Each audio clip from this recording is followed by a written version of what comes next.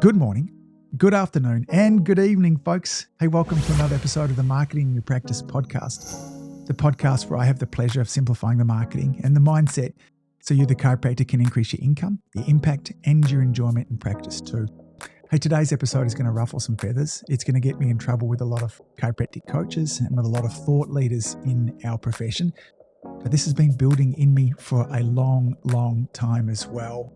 Now, this episode, really the seeds of it started a couple of weeks ago when I was reading an email from a really fantastic chiropractic coach. I'm on his email list. He in particular is really focused on helping chiropractors build their retention, build an internally driven chiropractic practice. And the focus of this particular email was the key things that you need to be doing in your report of findings if you really want to build lifetime retention.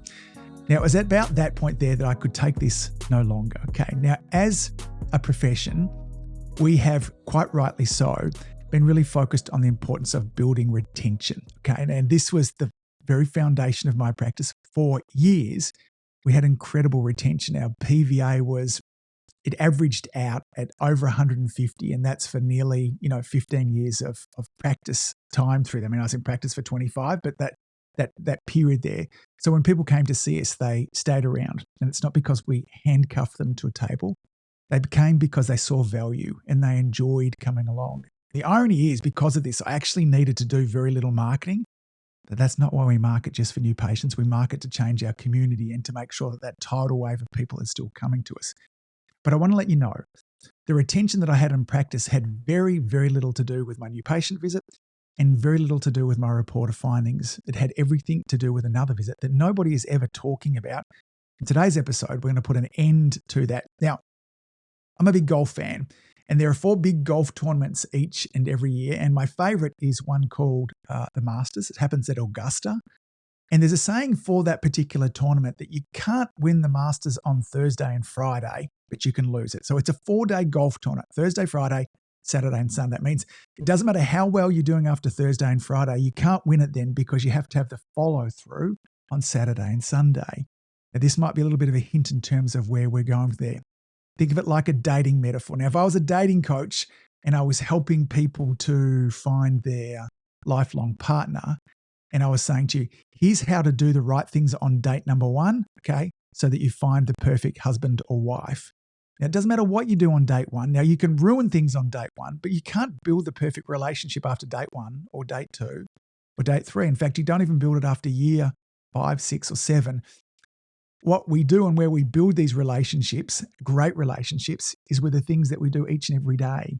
My relationship with Lauren isn't fantastic because of the date nights that we have. It's not fantastic because of, the holidays that we have, the gifts that we buy each other, the love language.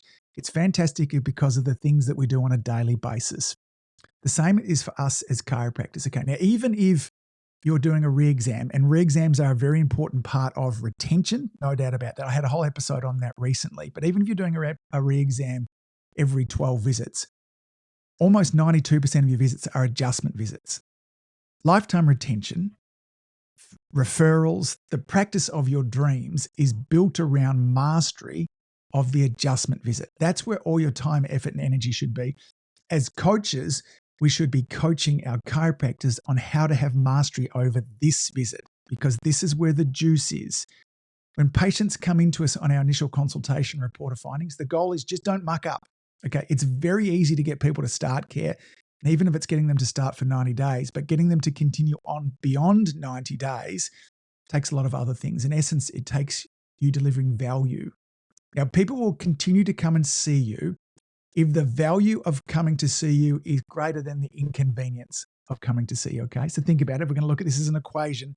We're going to talk some equations in a moment. So for those of you that don't like maths, hang with me. I'll simplify this as well. But when we can break this down into a framework or some equations there in terms of delivering value, it's not a mystique thing. We don't have to, visualize it, get woo-woo about it, just imagine it. We go through the steps, and I'll tell you exactly what the 4 things are, 4 things that you should be doing on every adjustment if you want people to stick around for a whole lot longer, okay? So I mentioned before, the goal is that we need to be delivering value.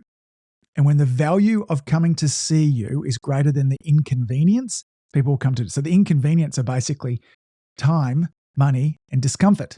That's it. All right. So we're not working against a lot. It's pretty easy to get people to come back and see us as long as we can deal with the time, money, and discomfort. I guess we've got the financial costs inside there as well. Now, when you get this right and you start to effortlessly deliver all 4 of these variables, I'm going to talk to you in a moment there too. In fact, let's talk about what happens when you get it wrong first. When you get this wrong, people will not stick around for long-term care. They'll really lack confidence in your recommendations, not only in day 1 and day 2 there, but your ongoing recommendations with what you're telling them to do, okay? They'll feel like the whole process is taking way too long. Now, this is regardless of whether you've, at week 6 and it's going to take 6 weeks or even 2 weeks. It doesn't matter. If you miss this element through here, the whole process will take too long for them. They'll feel like they're a number in a production line. And again, we used to see people, we'd spend 2 or 3 minutes with them. That's it. And they loved it and they still came back. It wasn't about the time. If you think that the reason people come and see you is for time only, then you're missing one of the key ingredients of value here as well, okay? They won't feel connected to you and they won't get to experience the bigger side of chiropractic. These are the costs of missing out 1 or all 4 of these ingredients. But when you start to, effortlessly infuse these into each and every one of your adjustments there, your attention will skyrocket because peeps will stick around for longer as well. The connection with the people inside of your practice will also elevate beyond. There will be a feeling in there where people will feel seen and will feel heard, and they will just love coming into your practice as well. Your referrals will increase because of this as well. Your practice members will be less worried about the quantity of time that you spend with them because the quality will be so high. They will be overwhelmed with that moment of connection. Now, we've heard this as parents all the time. Our kids, it's not about, the quantity of time that we have with them. It's all about the quality. And this, when we understand what makes up value, then we can, provide massive amounts of value in a very little time as well. Now, I want to share with you an equation that was put together by Alex Hormozi. Now, I've spoken about this beforehand. I've gone into depth in this from a bigger point of view, but I haven't related it to the adjustment like I'm going to. So here's our goal. If we want people, let's go back actually a couple of steps in there too. The big idea is retention is not built from visit 1 and visit 2. Retention is built by delivering value on each and every one of your adjustments.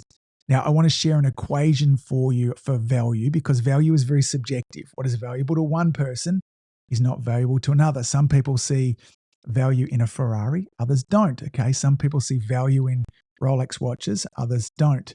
So value is very subjective, but regardless of it, the same equation holds true for each and every individual. So we're going to imagine an equation here that's got 4 things, okay? On the top part of this equation, value is dream outcome multiplied by likelihood of success. And then this is divided by underneath there, the bottom part of this fraction here is time delay and effort and sacrifice. And so if you're wanting to increase the perceived value of your adjustments and therefore your care, so people continue to come back and see you, then you need to increase the dream outcome that people are. So some problems are more valuable to people than others. You need to increase the likelihood of success that somebody will achieve that. You need to decrease the time delay that it takes for somebody to get that, or at least the perception of time delay. And you need to decrease effort and sacrifice. So let's go through all 4 of those components and let's talk about how you can infuse those into your adjustments so your adjustments are more valuable, so people stick around for longer, get better results, tell more people about it, you grow your impact, your income, and your enjoyment in practice too. So we're talking about dream outcome. Solving some problems is more valuable than others, and there are many ways to think about this. People come and see us for a problem to be solved. Now, there are 2 layers of this problem. There's the known and the spoken, and underneath that is the known and the unspoken as well, okay? So a number of years ago, I had a patient come into me who had had an incredibly long history of lower back pain. And something kind of triggered me to almost say matter-of-factly to it in the consultation. Like, why now?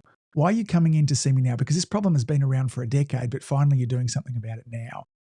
Now, most people can't answer that question straight away. That takes some time. We'll talk about how we get the answer to this as well. But she knew the answer straight away. She said, Angus, I know exactly why. The highlight of my day is when I get home from work and I go for a walk with my husband. We get to connect together, and that 30 minutes together is about the only time we get, because otherwise it's on with our work and our kids, and we run a busy family and we're toing and froing. She goes, but I really value that time with my husband, and my back has now got to the stage where I can't walk like that anymore.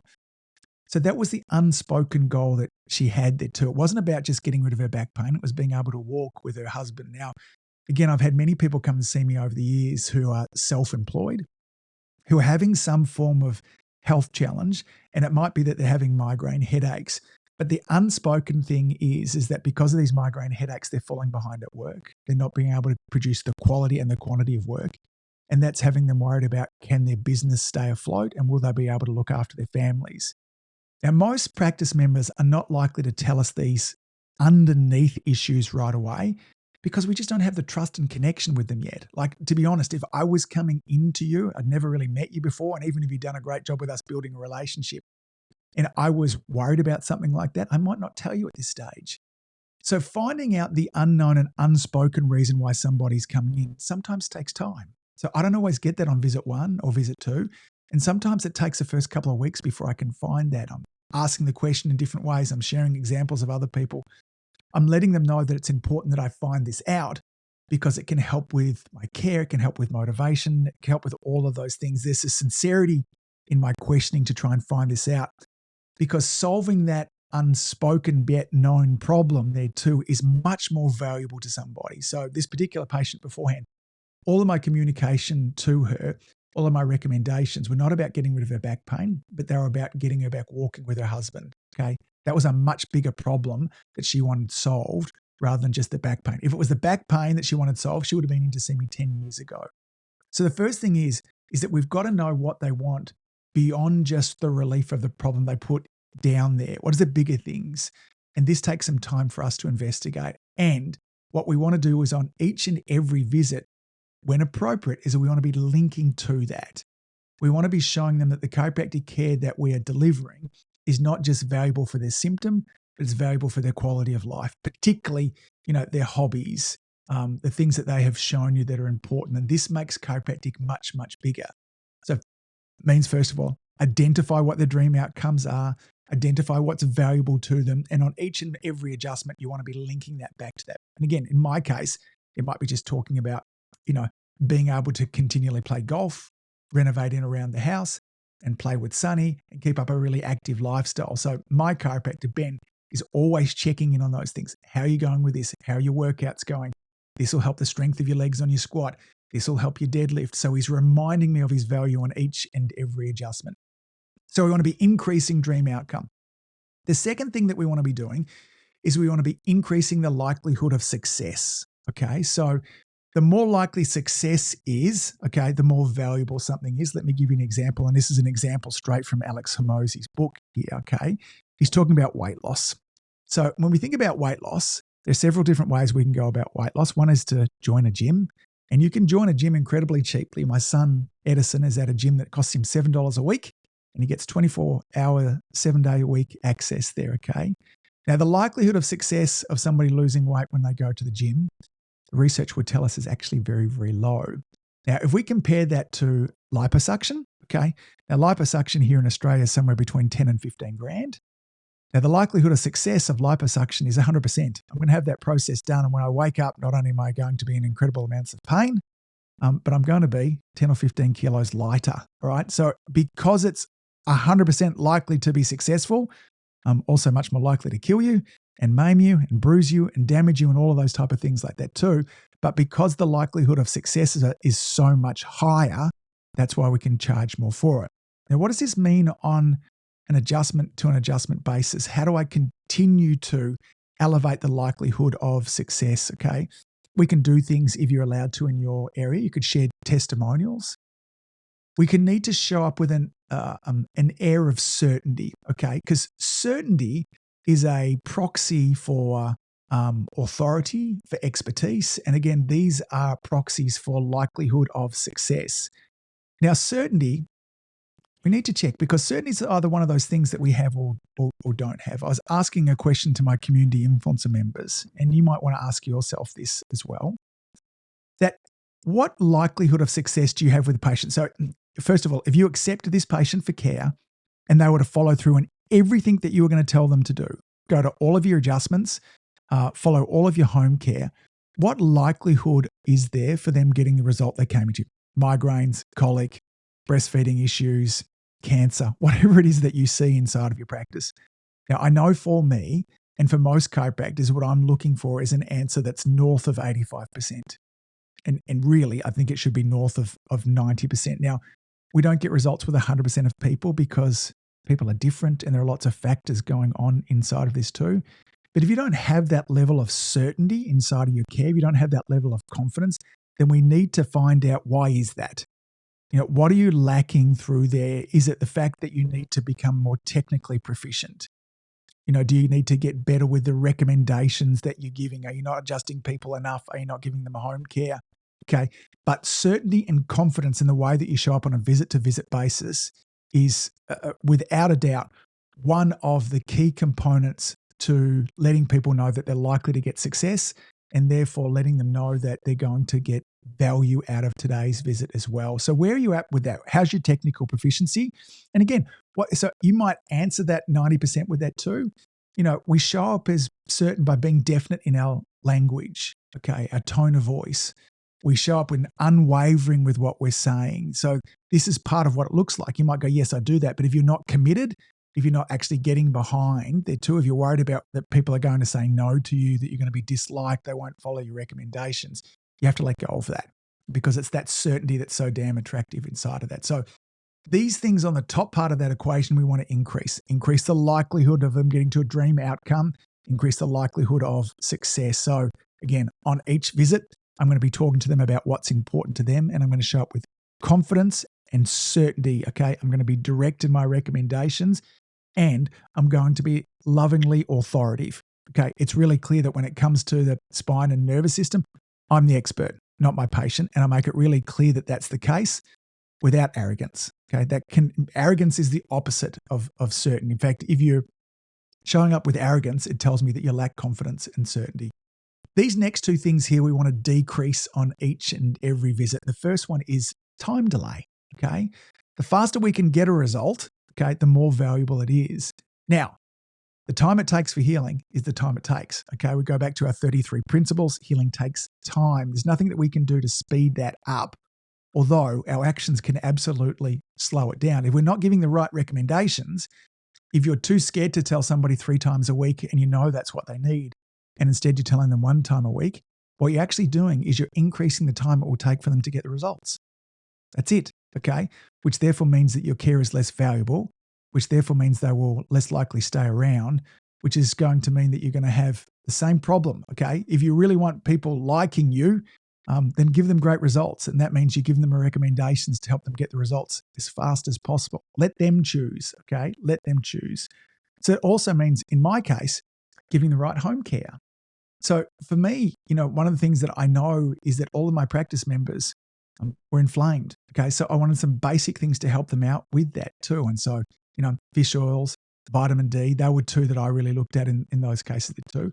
I wanted them to talk to them about stress management. I wanted to talk with them about, sleep and rest. And we did a lot of that stuff through our marketing, through our content, through workshops. So I could have all of these conversations one-to-many.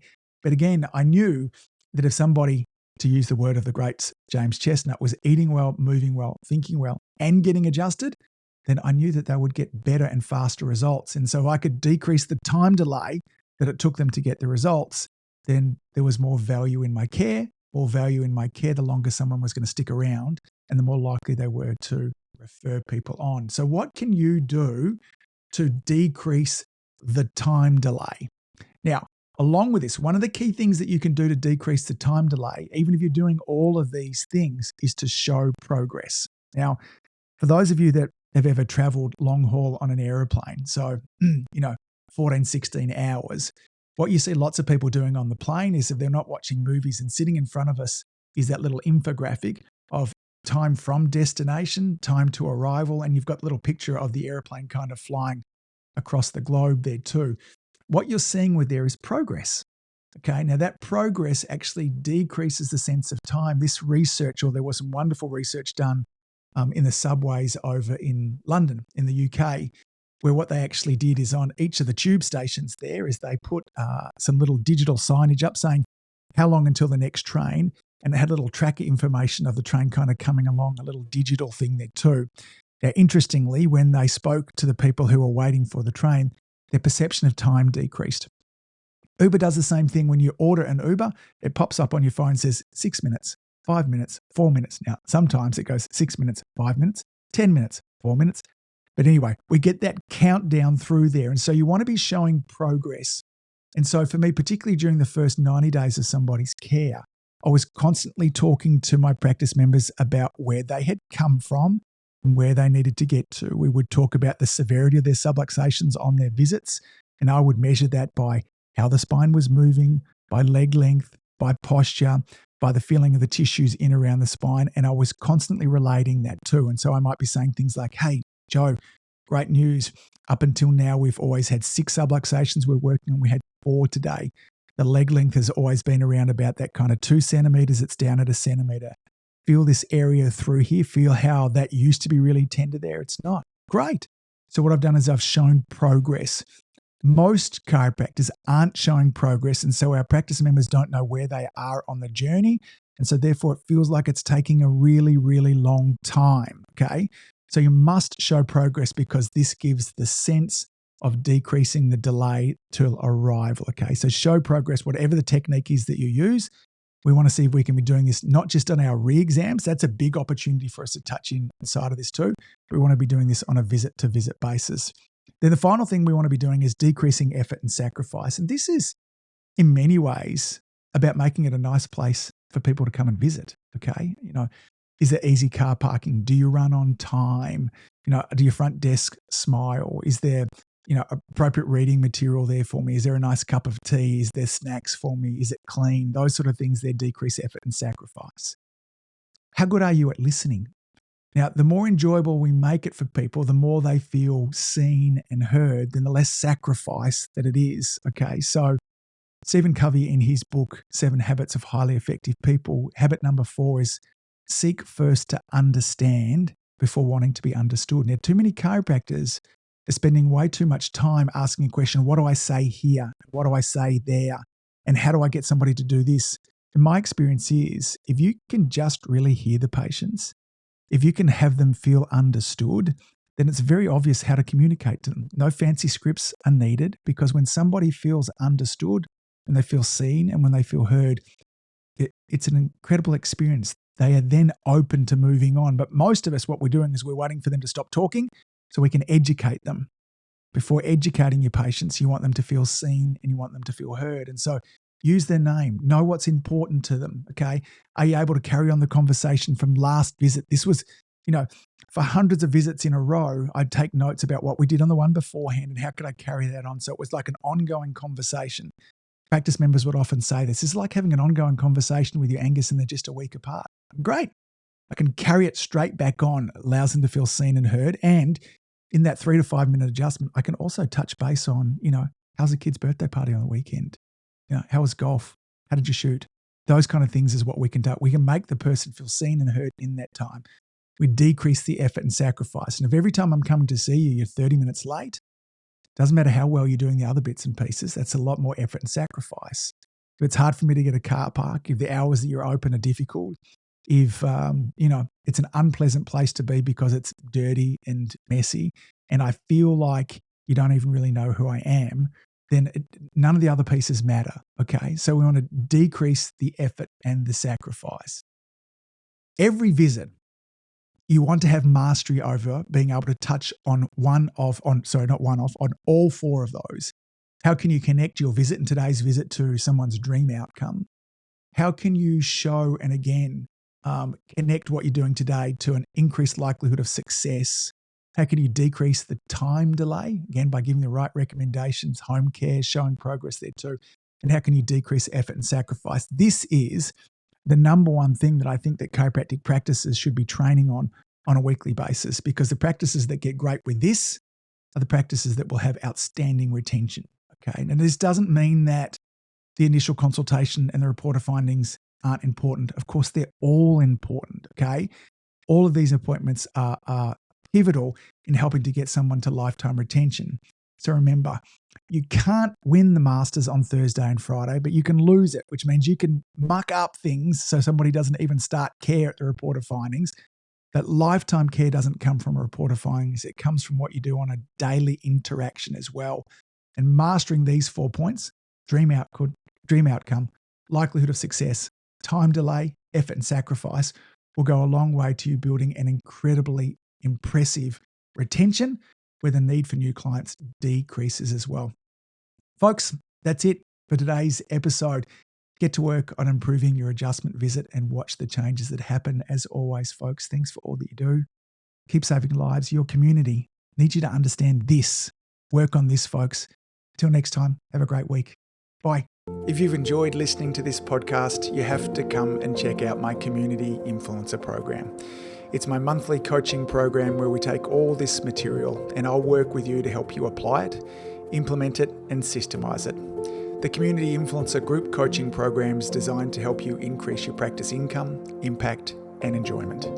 Join me over at anguspike.com/join. That's anguspike.com/join. I'd love to see you there.